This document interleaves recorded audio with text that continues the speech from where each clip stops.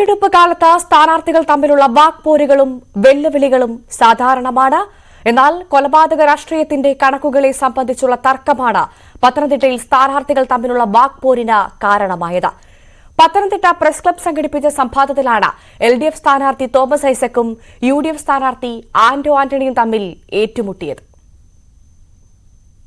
കഴിഞ്ഞ 2 ദിവസമായി പത്തനംതിട്ട ലോക്സഭാ മണ്ഡലത്തിലെ UDF സ്ഥാനാർത്ഥി ആന്റോ ആന്റണിയോട് ഉന്നയിച്ച ചോദ്യത്തിനുള്ള മറുപടിക്കായി കാത്തിരിക്കുകയാണ് LDF സ്ഥാനാർത്ഥി തോമസ് ഐസക്. കൊലപാതക രാഷ്ട്രീയത്തെ സംബന്ധിച്ചായിരുന്നു ഐസക്കിന്റെ ചോദ്യം.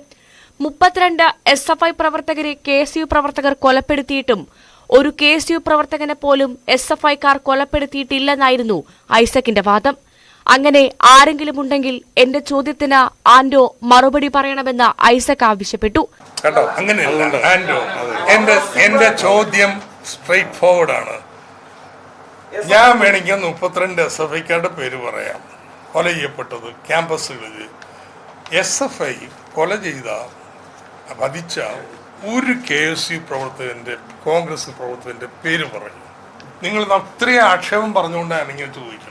എന്നാൽ പെട്ടെന്ന് മറുപടി പറയാൻ കഴിയില്ലെന്നും 2 ദിവസത്തിനകം SFIക്കാർ കൊലപ്പെടുത്തിയ KSU പ്രവർത്തകരുടെ ലിസ്റ്റുകൾ വാർത്താ സമ്മേളനത്തിൽ താൻ അറിയിക്കുമെന്നും സംവാദത്തിൽ പങ്കെടുത്ത ആന്റോ ആന്റണി വ്യക്തമാക്കി. കണക്കുണ്ട്, ഞാൻ കണക്ക് തന്നെ കൃത്യം ലിസ്റ്റ് തന്നെ തരാം. അത് ഞാൻ ഓർത്തെടുത്തോണ്ടല്ല വന്നിരിക്കുന്ന കണക്കുണ്ട്. കേരളത്തിൽ എത്ര KSUക്കാരെ കൊലപ്പെട്ടിട്ടുണ്ടെന്നുള്ളതിനെ കണക്ക് നാളെ ഈ പ്രസ് ക്ലബ് ഇതേ സമയത്ത് ഇവിടെ വെച്ചാൽ സന്തോഷം. ഞാൻ പറയാം അതിന്റെ കൃത്യ ലിസ്റ്റ് നാളെ ഇതേ സമയത്ത് ഈ പ്രസ് ക്ലബിൽ പത്രസമ്മേളനം നടത്തി ഞാൻ പറയാം. സംവാദം കഴിഞ്ഞ് 2 ദിവസം പിന്നിട്ടിട്ടും ആന്റോയുടെ മറുപടിക്കായി കാത്തിരിക്കുകയാണ് പ്രചാരണ തിരക്കിലും ഐസക്. എന്തേ മറുപടി പറയാത്തത്? ഇങ്ങനെ പരസ്യ സംവാദത്തിൽ പറയുന്ന കാര്യങ്ങൾ, ഉറപ്പുകൾ അതുപോലും പാലിക്കുന്നില്ലെങ്കിൽ എങ്ങനെയാകാം മുന്നോട്ട് പോകാം? ഞാൻ ആ സംവാദത്തിൽ 6-7 ചോദ്യങ്ങൾ ഇതുപോലെ ഉന്നയിച്ചിരുന്നു. ഇരുവരും തമ്മിലുള്ള വാക്പോരുകൾ ഇതിനകം തന്നെ പ്രചരണ വിഷയമായി പ്രവർത്തകർ ഏറ്റെടുത്തതോടെ സോഷ്യൽ മീഡിയകളിൽ ഇരുവരുടെയും വാക്പോരുകൾ ട്രോളുകളായി പ്രചരിക്കുന്നുണ്ട്. ന്യൂസ് 18 പത്തനംതിട്ട. പാലക്കാട് വിക്ടോറിയ